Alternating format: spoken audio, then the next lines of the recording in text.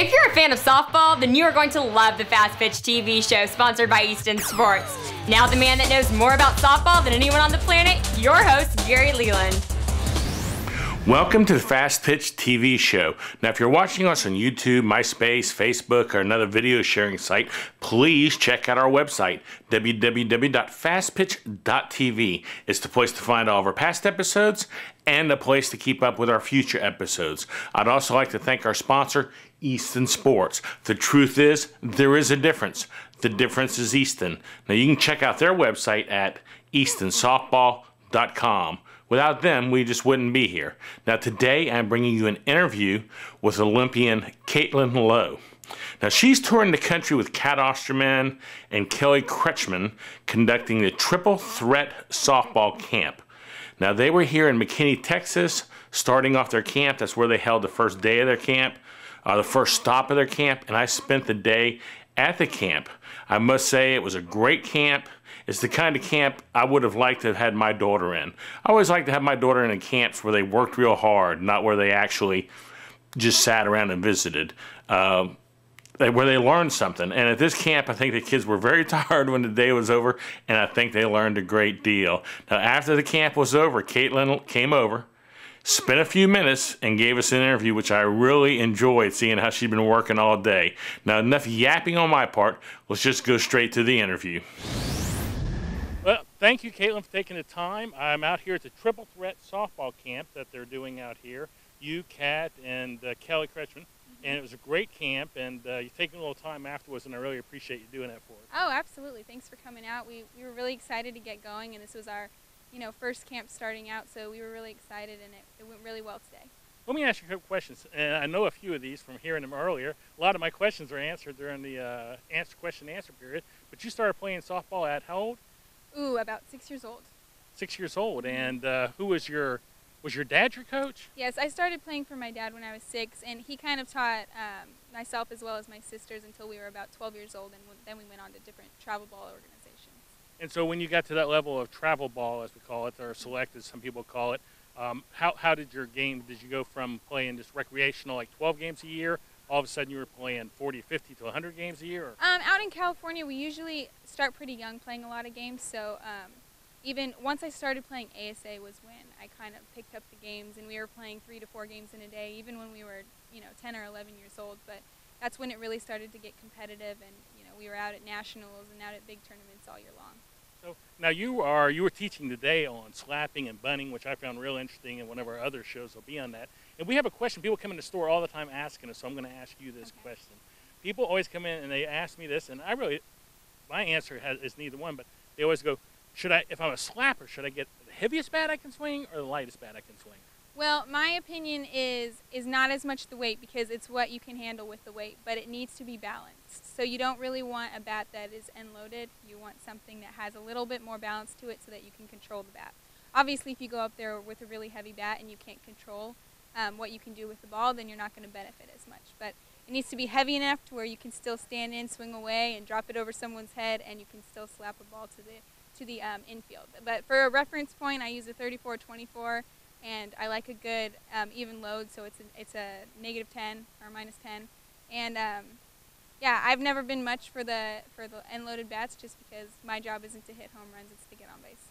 Are you using a slow pitch or a fast pitch bat? Fast pitch. Okay. And is there any drills that you could think of that you could tell people if they're like wanting to improve at slapping?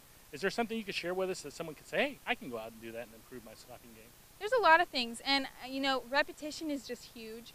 And I like to talk about breaking it into different steps. So if you can, go into your crossover, which basically means into your footwork, and when you make contact with the ball, if you hit from that position over and over and over again, you become more comfortable with it, because the hardest part about slapping is hitting in basically a pretzel position.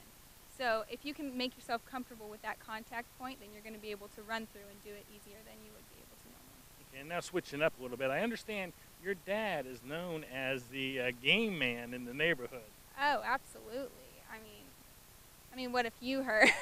I know your mom was telling me he is Mr. I can't think of the video game. Yeah. He is like Mr. Okay, so he has Halo is his game of choice, and he has Halo parties with my little brothers in high school, and they all come over. He even has the headset to go along with it so he can play people online and stuff like that. But he is pretty much the reigning Halo champion in the household. So anytime we go over there for Christmas or any holiday, we pretty much get our butts beat in Halo. Well, I knew that was a little off subject, but I just couldn't help but bringing that in after your mom. He will love that. I'm sure he can tune in to find that out. After your mom told me, I had to bring that in. Yes, absolutely. Do you have any tips for, a lot of these girls out here today, and a lot of these girls playing football, their goal is they're trying to get into softball, like in college, play softball.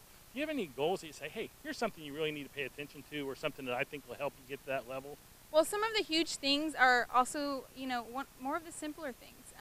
College coaches, when they go, they're looking at your swing, they're looking at your throw, and they're looking at your hustle. So, and attitude, to be honest. Things you can really control.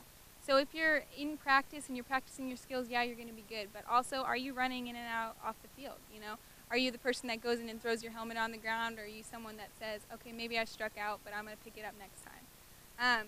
Little things like that are huge in the college program. And, at Arizona, they stress that all the time. Like, why would you want someone who has a bad attitude? But, yeah, if you can practice your skills, your attitude counts, and just that you're giving 110%, and that really matters a lot. Yeah, I've had a lot of college coaches tell me that, too. Oh, absolutely. It's the first, red flag. If you don't see someone hustling, what makes you think they're going to pick it up at the next level? You want someone to carry in, and you already know the type of athlete they're going to be. Okay, now this is a question I ask everybody. And I always get one or two questions, but one time I got a third answer. I always get one or two, though. Offense or defense?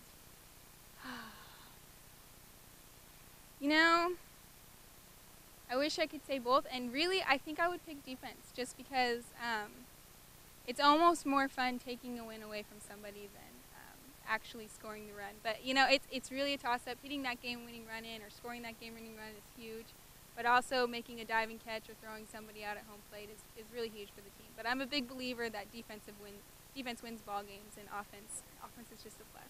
Most people who answer that from a coaching aspect as to which is going to win the game. Yeah. But you are the second person, you and Leah Amico O'Brien, said it's more fun. Lovely. It's more fun for me. I mean, when I worked on my game in college, I felt like I had more fun, and I really developed a lot more defensively. And just it's more not a perfectionist thing, but when you practice at it over and over and over again, you can really see strides in how you get better. So a lot of people can hit, but I think very few people can really do well at the plate and play defense too. And I pride myself that I can hopefully go out there and try my best every day to be better at both. Well, I appreciate you taking the time to come on the air. I know you've had a long, hot day out here, and I really appreciate it. And I know our audience does too, and good luck to you in the future. And whatever you do, I'm sure with your attitude, you're going to definitely excel at it. Absolutely. Thank you so much for coming out. As normal, I hope you enjoyed the interview. I enjoyed conducting the interview with Caitling. I want to say thanks again to her for taking the time to visit with us. Please check out the website for Triple Threat Softball Camps at www.triplethreatsoftball.com. Now, as I said, I spent the entire day at the camp with the three ladies, and I will bring you more interviews and more videos from the camps on future episodes as I get around to doing them, okay? Now, don't forget to check out our website. That is fastpitch.tv. And become a fan of the show on Facebook at facebook.com/fastpitchtv. You can follow us on Twitter if you'd like at twitter.com/fastpitchtv. Now it's time to say goodbye. So let's end it with a word from our sponsor, Easton Sports, and thanks for watching. This bat's great pop, nice in the zone, feels good on the hands. The sweet spot is pretty nice. It's not as small as some other bats.